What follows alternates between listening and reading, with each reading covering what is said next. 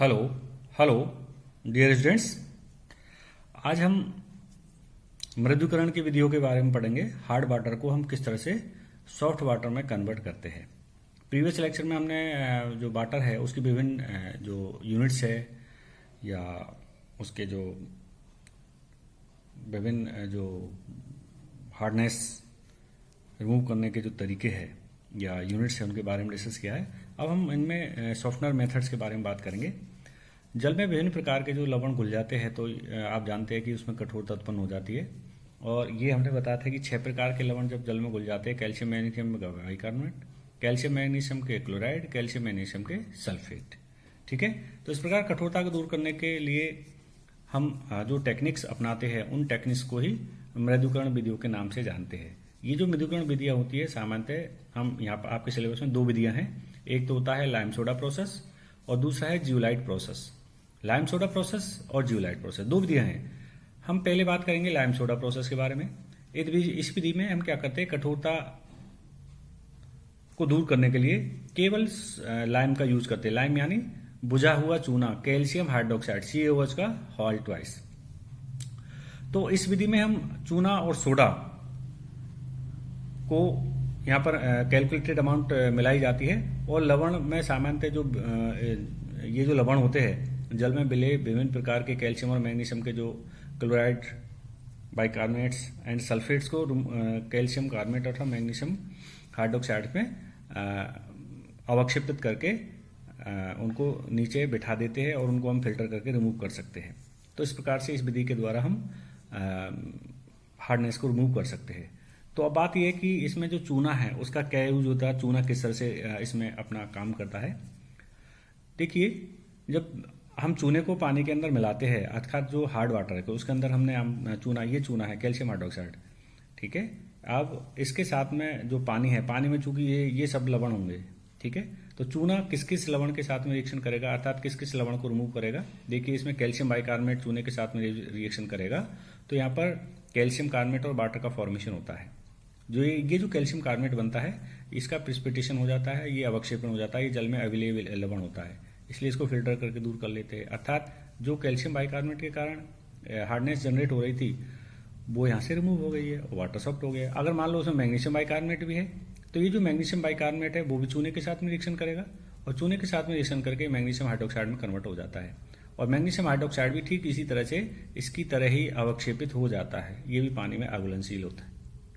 इसी तरह से अगर मैग्नीशियम क्लोराइड है या मैग्नीशियम सल्फेट है, ये भी कैल्शियम हाइड्रोक्साइड के साथ में रिएक्शन करते हैं, और कैल्शियम हाइड्रोक्साइड के साथ में रिएक्शन करके मैग्नीशियम हाइड्रोक्साइड में कन्वर्ट हो जाते हैं। तो इस तरह से ये सबके सब जो सॉल्ट जो कि वाटर के अंदर सॉल्यूबल है, जिनके कारण हार्डनेस प्रेजेंट हो रही है वाटर के अंदर, उनको चूने के साथ में इस तरह से हम रिमूव कर सकते हैं। अब बात यह आती है कि अगर मान लो यहाँ पर हम कुछ कैल्शियम और के क्लोराइड और सल्फेट जो होते हैं वो चूने के साथ में रिएक्शन नहीं, अर्थात चूने के साथ में वो रिमूव नहीं होते, तो उसके लिए हम क्या करते हैं, साथ ही सोडा भी उसमें मिलाते हैं। यानी सोडा मीन्स सोडियम कार्बोनेट। खाने का सोडा और धोने का सोडा अलग अलग होता है। एक तो खाने का सोडा सोडियम बाइकार्बोनेट और धोने का soda that is sodium carbonate Na2CO3। तो जब कैल्शियम क्लोराइड को हम Na2CO3 के साथ मिक्स करवाते हैं तो यहाँ पर क्या बनता है, कैल्शियम कार्बोनेट बनता है, इसका प्रिसिपिटेशन हो जाता है। इसी तरह से कैल्शियम सल्फेट अगर आप लेते हैं तो कैल्शियम कार्बोनेट यहाँ पर भी बन जाता है, सोडियम सल्फेट बन जाता है। तो इस तरह से चूना और सोडा दोनों हम मिलाते हैं कैलकुलेटेड अमाउंट करके। तो चूना ये रिएक्शन करके इन केमिकल्स को हटा देता है, और सोडा ये रिएक्शन करके इन केमिकल्स को हटा देता है। तो कुल मिला के जो वाटर है वो हमारा इन लवणों से रहित हो जाता है, और हमारा जल जो है एक तरह से सॉफ्ट वाटर हो जाता है, मृदु जल हो जाता है। अब बात ये आती है कि हम कितना चूना और सोडा डालें। अगर हम चूना और सोडा ज़्यादा डाल देंगे तो जल की कठोरता दूर होने के बजाय और ज़्यादा वृद्धि हो जाती है, अगर एक्सेस अमाउंट में हमने चूना और सोडा डाल दिया तो। इसलिए हम क्या करते हैं, चूने और सोडा की मात्रा की गणना करते हैं पानी की अमाउंट के हिसाब से। पानी में हार्डनेस प्रेजेंट जो होती है उसके आधार पर कि कितनी इसमें हार्डनेस है, उसके आधार पर हम उसमें चूने और सोडे की गणना करते हैं। तो चूने और सोडे की गणना का जो फॉर्मूला हम इस तरह से देख सकते हैं, आवश्यक चूने की मात्रा, आवश्यक चूने की मात्रा बराबर 74/100। 70 क्या है यहाँ पर, चूने का एक से मालिकुलर वेट है चूना है, और ये कैल्शियम कार्बोनेट का है 100। और इस तरह से अस्थाई कैल्शियम, अब ये बात हमको ये देखनी पड़ेगी, चूने का जो रिएक्शन है उसमें कौन कौन से केमिकल्स को चूना हटा रहा है, अर्थात कौन कौन सी कठोरता को चूना हटा रहा है। देखिए आप यहाँ पर, ये एक तो कैल्शियम बाइकार्बोनेट को हटा रहा है, ठीक है, तो कैल्शियम की अस्थाई कठोरता को हटा रहा है, और मैग्नीशियम की भी ये अस्थाई कठोरता है, लेकिन यहाँ पर 2 मॉलिक्यूल चूने के काम आ रहे हैं। तो ठीक है, यहाँ पर देखिए कैल्शियम अस्थाई कैल्शियम कठोरता प्लस 2 इंटू अस्थाई मैग्नीशियम कठोरता प्लस स्थाई मैग्नीशियम कठोरता, इसको भी हटा रहा है, तो यहाँ पर ये लोग जोड़ दिया। तो इन सब का एडिशन को हम मल्टीप्लाई करके इनसे कर देंगे, तो ये हमारे पास में चूने की मात्रा जाएगी। इस तरह से अगर मान लो हम सोडे की मात्रा की गणना करना चाहते हैं, सोडे का ये होता है मॉलिक्यूलर वेट 106, ठीक है। तो ये कौन कौन सी रिएक्शन काम आ रहा है भाई, चूना देखिए ये केवल किस में काम आ रहा है, कैल्शियम और मैग्नीशियम के जो लवण है उनकी स्थायी कठोरता को रिमूव करने के लिए काम आता है, ठीक है। तो इस तरह से हम इसको काम में ले लेते हैं। तो यहाँ पर इस प्रकार से जो चूना और सोडा बन रहा है, वो चूना और सोडा जो भी यहाँ पर कैलकुलेट करके और उसकी जो हार्डनेस है उनको हम यहाँ से रिमूव कर देते हैं। तो ये जो विधि है, इस प्रोसीजर में हम क्या करेंगे, जो है चूने और सोडे की जो विधि है, इसमें प्रोसीजर इसका अगर इसका देखते हैं, इसमें एक ये वर्टिकल टैंक होता है, इस वर्टिकल टैंक में ये एक पेडल्स लगे होते हैं जो कि इलेक्ट्रिकली ऑपरेटेड मोटर से चलित होते हैं, ऐसे ऐसे घूमते हैं, ऐसे ऐसे ऐसे ऐसे, ठीक है।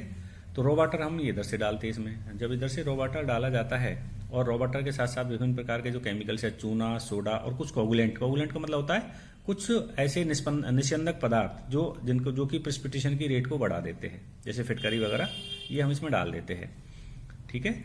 तो यहाँ पर ये स्टारर होता है, जिससे ये घूमते रहते हैं लगातार, तो जो पानी के साथ में केमिकल मिक्स करते हैं वो अच्छी तरह से पानी के अंदर मिक्स हो जाते हैं, यानी रिएक्शन कंप्लीट कर देते हैं। इधर ये सॉफ्ट वाटर का टैप होता है, तो यहाँ पर ये वुड का एक पाउडर का एक फिल्टर होता है, तो यहाँ से ये जैसे निकलेगा अवक्षेप जो होगा वो तो नीचे बैठ जाएगा, और पानी सॉफ्ट जो वाटर है वो धीरे धीरे करके ऊपर हो जाता है। इस फिल्टर के आगे यहाँ पर ये टैप होता है, इधर से हम सॉफ्ट वाटर को निकाल लेते हैं। तो इस तरह से, और जो स्लज होता है, स्लज को स्टेप को खोल के स्लज को बाहर निकाल लेते हैं, जो कि अवक्षेप है, जो कि मैग्नीशियम हाइड्रोक्साइड, कैल्शियम कार्बोनेट, इनके कारण जो स्लज बना हुआ है उसको टाइम टू टाइम इधर से हम आउटलेट जो टैप है उसकी सहायता से बाहर निकालते रहते हैं। तो इस तरह से हम जो है सॉफ्ट वाटर को, हार्ड वाटर को सॉफ्ट वाटर में कन्वर्ट करते हैं। अगर मान लो आप देखिए यहाँ पर एक एग्जाम्पल से चीज़ें और ज़्यादा क्लियर हो जाएगी। देखिए हमारे पास में 15,000 लीटर वाटर है, और उस 15,000 लीटर वाटर के लिए चूना और सोडा कितना हम डालें कि वो पानी सॉफ्ट वाटर में कन्वर्ट हो जाए। यदि उस पानी के अंदर कैल्शियम हाइड्रोक्साइड इतना ग्राम प्रति लीटर घुला हुआ है और मैग्नीशियम क्लोराइड जिनके कारण की हार्डनेस उत्पन्न हो रही है ये इतना घुला हुआ है, ठीक है। तो यहाँ पर आवश्यक जो चूना है, आवश्यक चूने की मात्रा क्या हो जाएगी भाई, यहाँ पर आवश्यक चूने की जो मात्रा है वो हो जाएगी 74/100 कैल्शियम लवणों की अस्थायी कठोरता प्लस 2 इंटू मैग्नीशियम लवणों की अस्थायी कठोरता प्लस मैग्नीशियम लवणों की अस्थायी कठोरता, ठीक है। तो इस तरह से यहां पर ये आ गया, और सोडे की मात्रा ये हो जाएगी जैसा कि हमने पहले फॉर्मूले में दिखाया। अब इनकी ये जो लवण है, इन लवण जैसे कैल्शियम बाइकार्बोनेट है, मैग्नीशियम बाइकार्बोनेट है, इनकी ये मात्रा दी गई है। अब इनके तुल्य कैल्शियम कार्बोनेट कठोरता हमको निकालनी होती है। तो कैल्शियम कार्बोनेट के तुल्य कठोरता का हमने पहले प्रीवियस लेक्चर में क्या फॉर्मूला दिया था, हमने दिया था कठोरता उत्पन्न करने वाले पदार्थ की मात्रा ये हो गई डिवाइडेड बाई कठोरता उत्पन्न करने वाले पदार्थ का भार ये हो गया 146 इंटू 100 क्या है, कैल्शियम कार्बोनेट का वो है परमाणु अणुभार, ठीक है। तो ये करके हमारे पास में इसकी क्या आ जाती है, ये ग्राम प्रति लीटर में कैल्शियम कार्बोनेट तुल्य कठोरता आ जाती है, कैल्शियम कार्बोनेट के तुल्य कठोरता, क्योंकि ये सभी जो कठोरताएं हैं ये सब की सब कठोरताएं कैल्शियम कार्बोनेट तुल्यांक के रूप में होती है, ठीक है। तो यहाँ पर जो लाइम की हमको रिक्वायरमेंट पड़ेगी वो ये हो जाएगा 1 लीटर के लिए, इसलिए 15,000 लीटर के लिए ये आ जाएगा 2.14 kg। इसी तरह से अगर सोडे की मात्रा की हम कैलकुलेशन करना चाहते हैं तो हमारे लिए पर लीटर ये अमाउंट आ गई है इतने ग्राम में, और 15,000 लीटर के लिए हमारे के लिए इसको मल्टीप्लाई कर देंगे तो 15,000 लीटर के लिए, चूंकि ग्राम में, इसके किलोग्राम में बनाने के लिए इसमें 1,000 का हम भाग लगा देते हैं, तो इसलिए 1.33 kg आ गया। अर्थात इतनी मात्रा में हमको, यानी इतनी मात्रा में हम क्या करेंगे, इसमें 1.33 kg तो इसमें सोडा डालेंगे और 2.14 kg इसमें लाइम डालेंगे, तो हमारा जो 15,000 लीटर वाटर है ये हमारा वाटर सॉफ्ट वाटर में कन्वर्ट हो जाएगा, ताकि इसमें से हार्डनेस हट जाती है। तो इस तरह से हम हार्डनेस को रिमूव कर लेते हैं इस मेथड की सहायता से। तो ये जो विधि है, ये विधि की सहायता से हम वाटर को सॉफ्ट वाटर में कन्वर्ट कर सकते हैं। अब बात आती है जियोलाइट विधि या जियोलाइट मेथड। ये जो विधि होती है, इस विधि में हम क्या करते हैं, जियोलाइट सामान्यतः प्राकृतिक रूप से पाए जाने वाले खनिज पदार्थ होते हैं, और जब ये प्राकृतिक रूप से जब हम इनको बनाते हैं तो जियोलाइट कह देते हैं। लेकिन जब इन्हीं पदार्थों को, सेम केमिकल कंपोजिशन वाले पदार्थ को जब हम लेबोरेटरी में सिंथेसाइज करते हैं, तो ये पदार्थ सामान्यतः परम्यूटेट के नाम से जाने जाते हैं। ये जो परम्यूटेट और जियोलाइट होते हैं, ये सामान्यतः हाइड्रेटेड होते हैं, सोडियम और एल्यूमिनियम के सिलिकेट्स होते हैं। इनका सामान्य सूत्र Na2O Al2O3 XH2O H2 होता है, जो जिनमें सामान्यतः X 2 से 10 तक हो सकता है, Y जो है 2 से 6 तक हो सकता है। ठीक है, तो ये जो पदार्थ होते हैं ये जियोलाइट और परम्यूटेट कहलाते हैं। इन पदार्थों को शॉर्ट में हम Na2ZE से भी इंडिकेट कर देते हैं। Na2ZE, इतना सारा फॉर्मूला लिखने के बजाय हम क्या लिख देते हैं, Na2। ये यहाँ से यहाँ तक, तो Na2 अगर यहाँ से यहाँ तक पूरा ये जियोलाइट बेड। तो इस केमिकल में की खासियत ये होती है कि ये जो जियोलाइट बेड होती है, ये यहाँ से यहाँ तक पूरी, इसमें ये जो सोडियम परमाणु, सोडियम आयन होता है, वो बहुत ही लूजली बॉन्ड से बॉन्डेड फॉर्म में रहता है।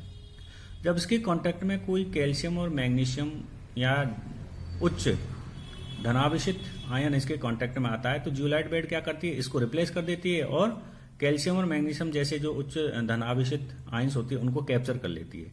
तो इस एक्सचेंज विधि या इस रिप्लेसमेंट टेक्निक का ही हम क्या करते हैं, इसका उपयोग वाटर सॉफ्टनर के रूप में करते हैं।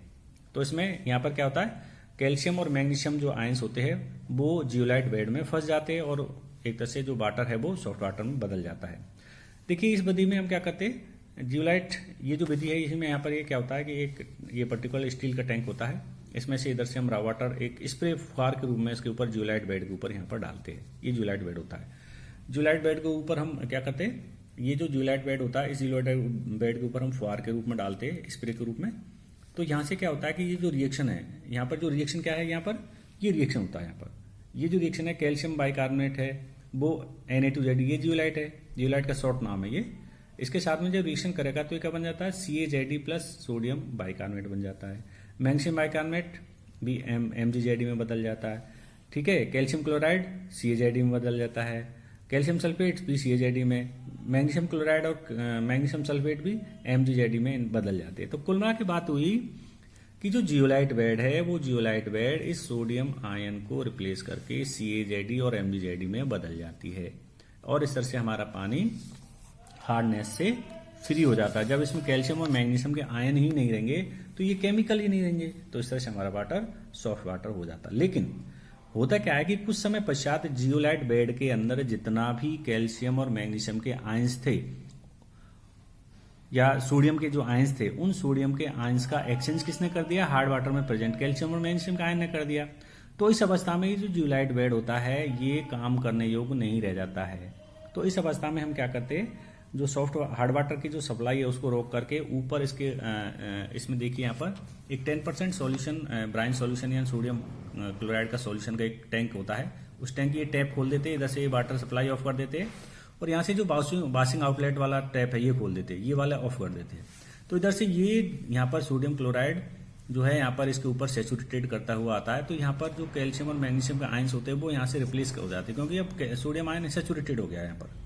तो अगेन ये जो एग्जॉस्टेड जियोलाइट था, जो कि Na2 जो CaZe और MgZe बन गया था, जो कि एग्जॉस्टेड हो गया था, अब वो सोडियम आयंस को रिप्लेस नहीं कर रहा था।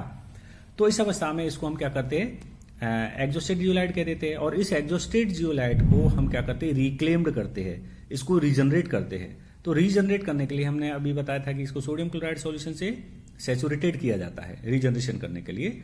तो इस अवस्था में ये जो एग्जॉस्टेड जियोलाइट है, इस एग्जॉस्टेड जियोलाइट की रिएक्शन क्या होती है, NaCl के साथ में रिएक्शन होती है, और NaCl के साथ में रिएक्शन करके क्या बनाता है, ये Na2ZE और CaCl2 और MgZe। अब ये जो Na2ZE जो पहले Na2ZE था ये वाला, सेम उसी कंडीशन में आ गया, अर्थात अब ये पुनः जो हार्ड वाटर है उस हार्ड वाटर को सॉफ्ट वाटर में कन्वर्ट कर सकता है।